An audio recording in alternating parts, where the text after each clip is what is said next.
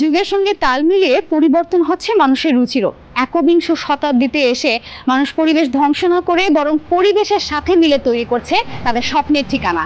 JC exclusive স্বপ্নের নির্মাণের এবারের পর্বে এমনই একটি স্বপ্নের বাড়ি আমরা ঘুরে দেখব। চলুন শুরু করা যাক।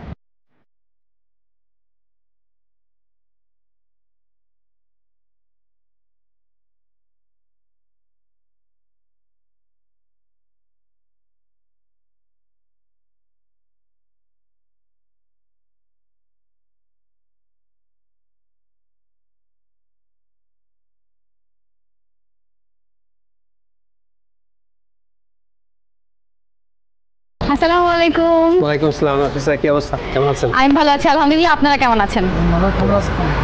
আমি খুব ভালো আছি। আজকে আপনাদের পুরো বাড়িটা স্বপ্নের নির্মাণ তো ঘুরে দেখবো। শিওর। তো মূল বাড়িতে ঢোকার জায়গা হচ্ছে এটা, যেটা একদম মানে দেখলে বোঝা যায় যে র কালার সবকিছু ভাবেই আপনারা রেখেছেন। যতটুকু র রাখা পসিবল আর কি। ড্রয়িং রুম মানে ঢুকেই হাতের বাঁ পাশে ড্রয়িং রুম। এই জায়গাটা আপনারা বেশ ফাঁকা রেখেছেন এবং বলতে গেলে কোজি, যতটুকু ফার্নিচার দরকার ঠিক ততটুকুই রেখেছেন। হ্যাঁ, মানে আমরা একটা জিনিস চেষ্টা করেছি যে বাসায় আসলে যতটুকু স্পেস বাড়ানো যায়। চমৎকার। আর এই লাইটটা এটা ডিরেক্ট কেনা হচ্ছে।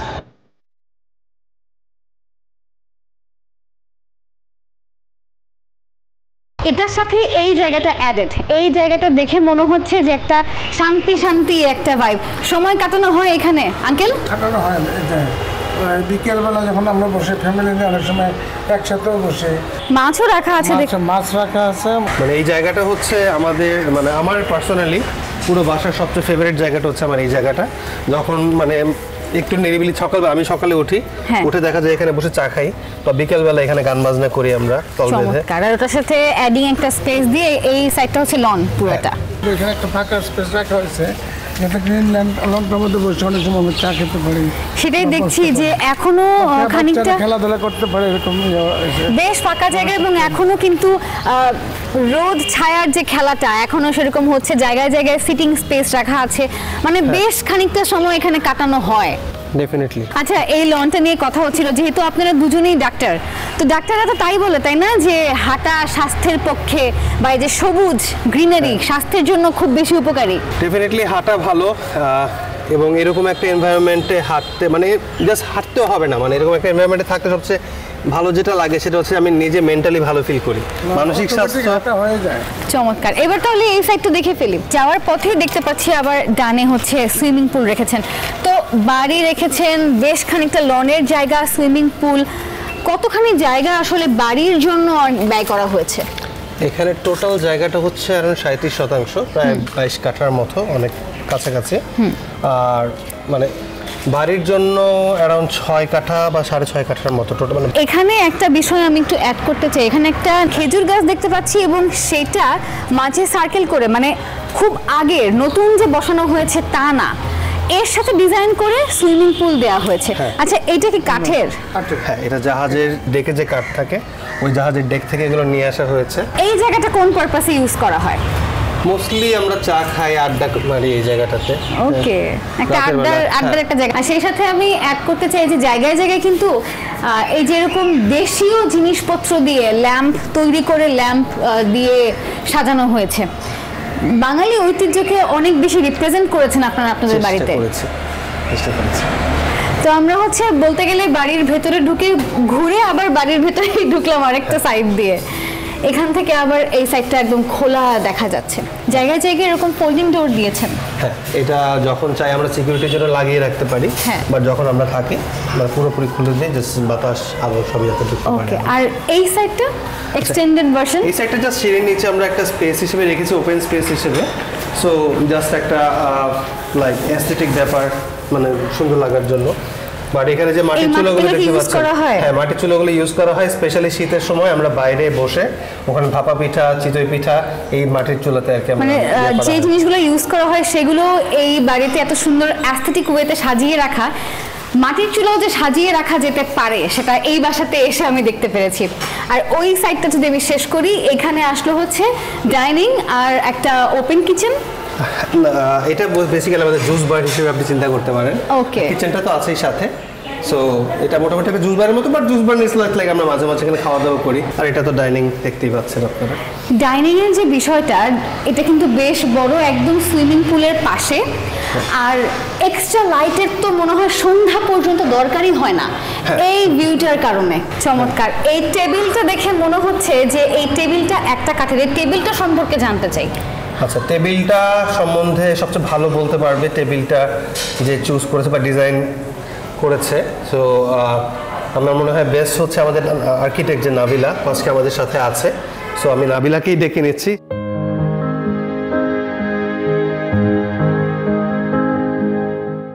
আমার জন্য ভালো হলো এটা যে আমি আর্কিটেক্টকেও পেয়ে যাচ্ছি। কেমন আছেন আপনি? এই তো নাফিসা, ভালো আছি। আপনি ভালো আছেন? আমিও ভালো আছি। আপু, কথা হচ্ছিল এই টেবিলটা নিয়ে। টেবিলটা দেখে মনে হচ্ছে একটা কাঠের। হ্যাঁ, এটা আসলেই একটা কাঠেরই টেবিল। আর এই টেবিলটা সিলেক্ট করার পেছনে একটা কারণ ছিল, সেটা হচ্ছে আপনারা খেয়াল করবেন পুরো বাসাটা দেখলে যে ব্রিকের যে কালার বা কনক্রিটের যে কালারটা, এটা একদম র রাখা হয়েছে। সো ওইটার সাথে মেইনলি ডিজাইনে চিন্তা করেছিলাম ইন্টেরিয়রের ক্ষেত্রেও যেন ওই রনেসটা আসে ম্যাটেরিয়ালের ক্ষেত্রে। আর এই সাইডটাতে খুব সুন্দর একটা বেসিন দেওয়া আছে, এত ছোট কিউট। ওই সাইড থেকে কেউ বুঝবে না যে এখানে একটা বেসিন দেওয়া আছে। এটাও কি আপনারা কাস্টমাইজ করে করেছেন? না, এটা একদম লোকাল মার্কেটে যা পাওয়া গেছে ওইটাই, ওখান থেকেই আসলে সিলেক্ট করে। বাহ। আচ্ছা, এই পাশ থেকে এখানে একটা দেখে মনে হচ্ছে যে এটাও একটা কিচেন টাইপ। এটা হচ্ছে গিয়ে আসলে ড্রাই কিচেন। যখন অনেক গেস্ট আসবে এখান থেকে যাতে ফুডগুলো, মানে কিচেন থেকে ফুডগুলো এখানে আসার পরে আমরা মেইন ডিশটা ওখানে সার্ভ করতে পারি। So, ওই আর এই লাইটগুলো বা এই ডিজাইন সবই তো আপনার করা। তো এই থিমটা রাখার গল্পটা জানতে চাচ্ছি। পুরা বাসাটার থিমটাই ছিল এই কনক্রিট, রনেস, এই ব্যাপারগুলোতেই আসলে ফোকাস করা। তো ওইখান থেকে যতটা মিনিমাল রাখা যায় ডিজাইন, যেমন এখানে ব্ল্যাক কালারের এইচপিএল ইউজ করা, কন্ট্রাস্ট হিসেবে হচ্ছে গিয়ে ব্ল্যাক, উডেনটাকে উডেনভাবেই রাখা, ওই টেক্সচারটাকেই রাখা। সো এইভাবেই আসলে চিন্তা ভাবনা করা খুব মিনিমাল ওয়েতে। আচ্ছা, তো মোটামুটি বলতে পারি যে নিচের সাইডটা ঘুরে দেখেছি। হ্যাঁ, এবার দোতলায় যাবো আমরা। দোতলায় যেতে পারি। উপরে যেতে যেতে তিনটা বিষয় নিয়ে কথা বলতে চাই। এক হচ্ছে এই যে গ্লাসের পার্টিশন, সেকেন্ড হচ্ছে সিঁড়ি, থার্ড হচ্ছে এন্ড মোস্ট ইম্পর্টেন্ট থিং হচ্ছে এই দেয়ালটা সম্পর্কে জানতে চাই। যেহেতু এটা একটা ডাবল হাইট স্পেস, তো আমি চাচ্ছিলাম কি যে ওই যে তুমি যেটা বললা যে দেশীয় কোনো ব্যাপার মাথায় রেখে কাজ করেছে কিনা, তো আমার এই ওয়ালটা নিয়ে মাথায় ছিল যেটা হচ্ছে টেরাকোটার টাইপ একটা কিছু করবো। সো আমার এই টাইপসটা একটু খেয়াল করে দেখবা যে টেরাকোটা টাইপের ডিজাইন করা আছে। এটা কত ফিট হবে যেহেতু ডাবল হাইটেড? ডাবল হাইট এখানে অ্যাপ্রক্সিমেটলি 20 ফিট। আর এই 20 ফিটটা পুরোটাই আমি অ্যাপ্রক্সিমেট 20 ধরে নেই, তো 20 ফিটটা আপনি পুরোটাই ছোট ছোট টাইলসের খণ্ড, যেটা টেরাকোটা থিম বেসড আপনি সেভাবে করেছেন। আর এই অ্যান্টিক কালারটাও আসলে ওখান থেকেই আপনি চুজ করে দিয়েছেন। আর এটা নিয়ে তো আসলে কথা না বললে ভুল, এত সুন্দর একটা ঝাড়বাতি ইম্পোর্ট। হ্যাঁ, সবই আমাদের বাজারেই পাওয়া যাচ্ছে। আচ্ছা, এবারে দুটো জায়গা শেষ হলো, এবার থার্ড পার্ট হচ্ছে সিঁড়িটা নিয়ে কথা বলতে চাই। সিঁড়িটা আপনি করেছেন কাঠের এবং পাশ দিয়ে দিয়েছেন গ্লাস। এই কম্বিনেশনটা কেন চুজ করেন? আপনি তো এটাকে অন্য কিছু দিয়েও করতে পারতেন। আচ্ছা, এটার আরেকটা প্রধান কারণ হচ্ছে ওপেননেস। বাসার যে ওপেননেস ভাইবটা, এটা যদি আমি গ্রিল দিয়ে আটকিয়ে দিতাম বা অন্য কোনো কিছু, সাপোজ এখানে গ্লাসের বদলে পুরোটাই কাঠের আছে, তখন কিন্তু ওই ওপেননেস যে ভাইবটা, যেমন আমার এখন ওই পাশ থেকে এই পাশ পুরোটাই ক্লিয়ার দেখা যাচ্ছে, ইভেন নিচ থেকে যখন উঠছি আমি তখন হচ্ছে পুরো স্পেসটাকে আমি ফিল করে উঠতে পারছি। হ্যাঁ, সো এই ব্যাপারটাকে আসলে রাখার জন্য এখানে গ্লাসটা রাখা। উঠে আবার এই সাইডটাতে আপনি রেখেছেন বলতে গেলে একটা ছোট ওপেন জায়গা, যেখানে আপনি গ্রিন রেখেছেন। হ্যাঁ, টেরেস টাইপের, বাট খুবই ছোট। আপনি গ্রিন রেখেছেন প্রচুর, আর প্রত্যেকটা জায়গায় যে সিটিং স্পেসগুলো আমি দেখতে পাচ্ছি সেম, মানে খুব বেশি তারতম্য নেই, কাঠের ব্যবহার করেছেন অনেক বেশি। এরকম কনসেপ্ট, আর উপরে হচ্ছে গ্লাস, এই কনসেপ্টটা কিভাবে মাথায় আসলো? এখানে গ্লাস দেওয়া হয়েছে মূলত বৃষ্টি পড়লে যেন বৃষ্টির পানি, মানে যে ভিজতে চাচ্ছে না সে যেন এখানে ওয়েট করে, যে ভিজতে চায় সে ওখানে ভিজতে পারবে। এবং আরও মজার ব্যাপার হচ্ছে যেটা, এই বাসার প্রত্যেকটা স্পেস থেকে আপনি হচ্ছে গার্ডেন ফিল করতে পারবেন।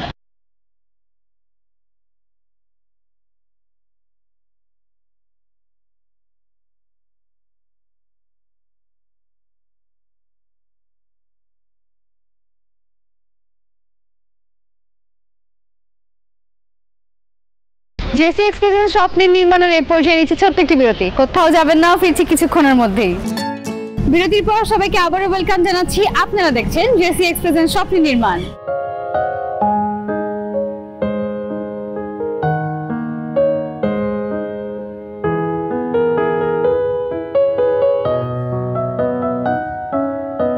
পুরো বাসাটাই মনে হবে মানে যেই প্রান্তই যাবেন না কেন মনে হয় যে আপনি গার্ডেনের ভিতরেই হাঁটছেন, গার্ডেনের ভেতরেই আছি। হ্যাঁ, আর এটা কি আমি ফ্যামিলি লিভিং বলবো?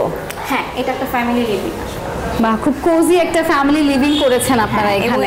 এই ফ্যামিলি লিভিং এর চারপাশ থেকেই গার্ডেন প্লাস লন সব কিছুই ওপেন। আর সেই সাথে এখান থেকে আমরা নিচে হচ্ছে ডাইনিং স্পেসটা দেখছিলাম, পুরোটা ফাঁকা রেখেছেন। এটাকে ডিজাইন করেছেন আর এটাও আপনি কিনেছেন?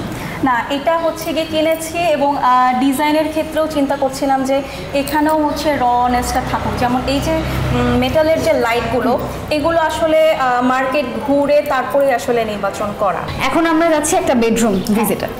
ওকে, এটা কাদের বেডরুম? এটা হচ্ছে গিয়ে বাচ্চাদের বেডরুম।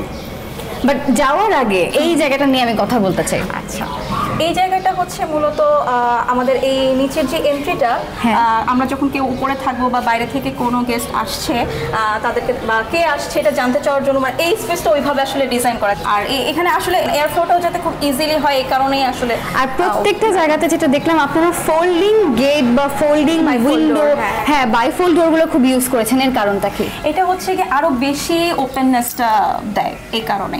আমি চাইলে এখানে স্লাইডিং ডোর দিতে পারতাম। স্লাইডিং ডোরে হচ্ছে 50-50 ওপেন থাকে, আর বাইফোল্ডে যেটা হচ্ছে আমি পুরোটা টেনে একদম পুরো ভিউটা এনজয় করতে পারছি। আর এই ওপেন প্লেসটা, এটার আরেকটা মজার পার্ট হচ্ছে গিয়ে যে এক এক বেডরুম থেকে আসলে এক এক রকমের ভিউ পাবে। হ্যাঁ, তো এখান থেকে বাচ্চারা আসলে এই জায়গাতে তারা খেলাধুলা করছে বা কি করছে সবকিছু দেখতে পারবে। বাচ্চারা খেলার ছলে হোক বা যেভাবেই হোক এখানে বারান্দায় আসলো, গাছপাতা ধরলো, এই যে বড়ই পেড়ে খাচ্ছি, এই ব্যাপারটা সবাই এনজয় করবে। এটাই আমি একটা বিষয়ে লক্ষ্য করলাম, এই বাড়িতে কোনো আর্টিফিশিয়াল কালার ইউজ করা হয়নি। মানে সিলিংটা র রাখা হয়েছে এবং ইটের যে কালারটা আপনি বারবারই বলছিলেন যে আপনি ওই জিনিসটাই রেখেছেন। সিলিংটা এরকম রাখার কারণটা কি? গ্রে কালার বা কনক্রিট যে কালারটা বা কনক্রিটটা হচ্ছে কি আসলে একটা মনুমেন্টাল ভাইব দেয়। তো আমার ওই ডিজাইনের ক্ষেত্রেও আমি চিন্তা করছিলাম যে আমাদের যে ফ্লোর হাইট, আমরা স্ট্যান্ডার্ড যে ফ্লোর হাইট মেনটেন করি ডিজাইনের ক্ষেত্রে 9 ফিট 6 ইঞ্চি, আমার এই ডিজাইনেও কিন্তু সেটাই ফলো করা হয়েছে। বাট তারপরেও তুমি খেয়াল করবা যে ফ্লোর হাইটটা মনে হবে যে অনেক বেশি, হ্যাঁ হাইটটা অনেক বেশি মনে হবে কিছু কিছু জায়গায়।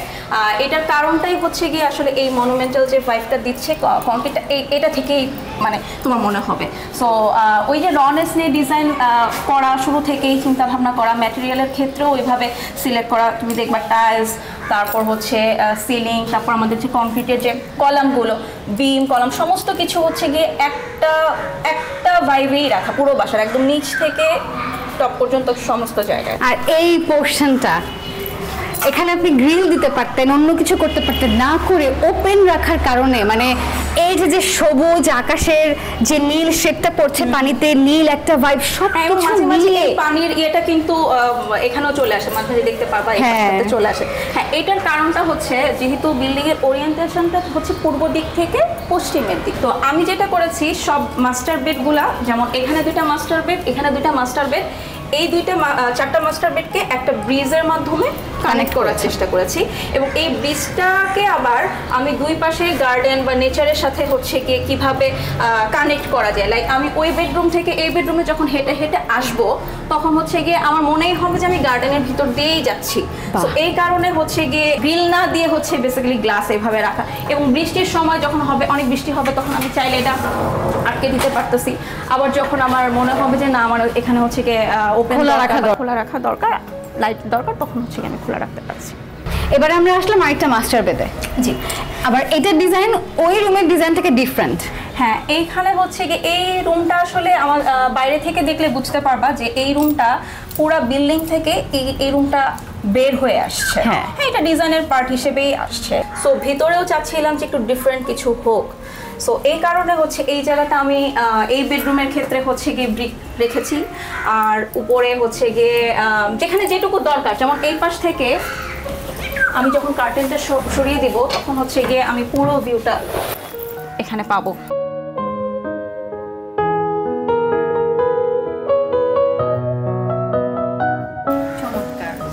এক রুমের আসলে ভিউটা অন্যরকম। সব রুম থেকেই নেচারটাকে ফিল করতে পারবে এবং সব রুম থেকেই সে এনজয় করতে পারবে সবকিছু।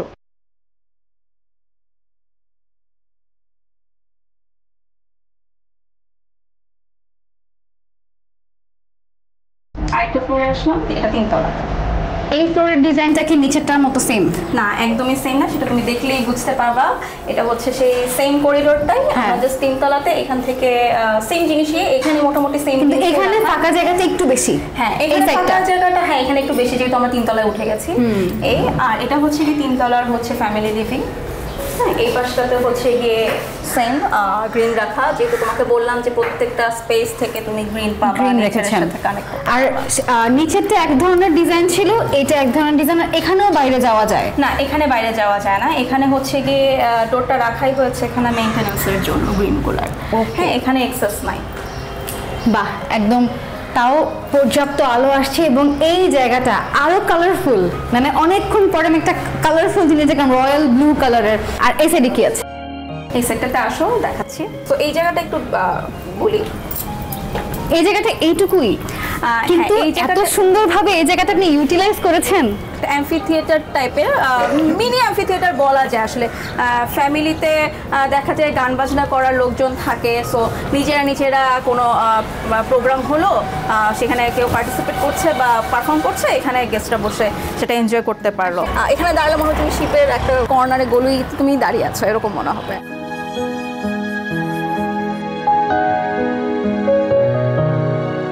আর এই জায়গা থেকে বেরিয়ে হাতের বামে পড়ে হচ্ছে একটা মাস্টার বেড। এদিকে আসো।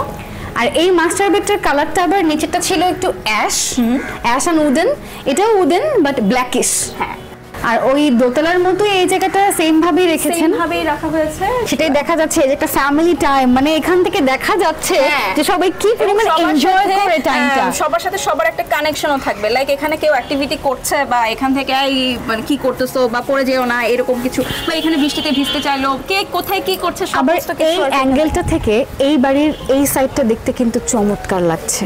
মানে এখন যতটা সূর্যটা হেলে পড়ছে ততটা আলো ছায়ার খেলা যেরকম বাড়ছে, সেই সাথে মানে প্রকৃতির সান্নিধ্যে যে বাড়িটা এবং কতটা চিন্তা ভাবনা করে করা হয়েছে সেটা এখন ফুটছে।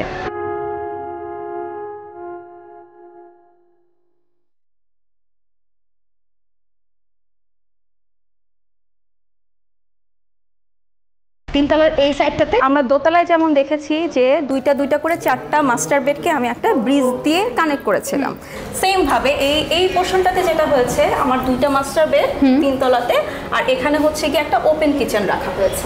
এই জায়গাটা মূলত কোন পারপাসে ইউজ করা হয়? এত ফাঁকা জায়গা এই বাড়িতে এবং এত সবুজ, স্পেসিফিক্যালি এই জায়গার কথা বলা আসলে ভুল, তারপরেও 3 তলার এই সাইডটা কি পারপাস ইউজ হয়? যেহেতু আপনি একটা বড় টেরেস রেখেছেন।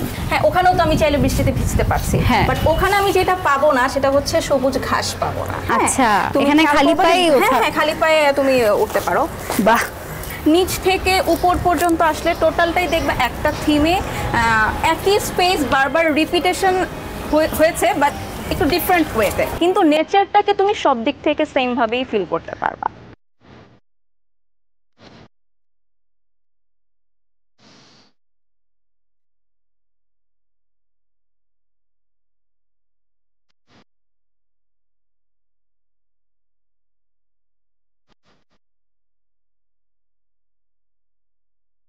চমৎকার এই বাড়িটি ঘুরে দেখতে দেখতে আমরা অনুষ্ঠানের একদম শেষ পর্যায়ে এসে পৌঁছেছি। জেসি এক্সপ্রেসের স্বপ্নের নির্মাণের এবারের পর্ব আজ এ পর্যন্তই।